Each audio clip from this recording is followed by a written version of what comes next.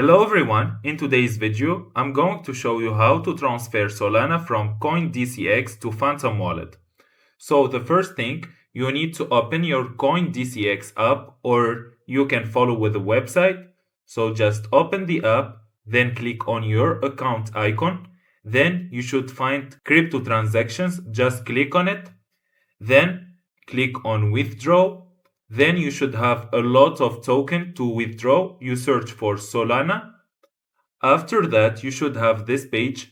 Now you need to copy the Solana address from Phantom Wallet. In order to do that, either you can open the app or you can download the Phantom extension here. So you just go to Chrome Web Store and search for Phantom. Then you just download the extension. I already downloaded. So then click here, then click on Phantom. Then you should have this extension like this here. Just click on Solana, then click receive, then just copy the address and paste it here. After that, you just click swipe to withdraw. You select your wallet, and that's it. Within a minute, you should got your money on Phantom.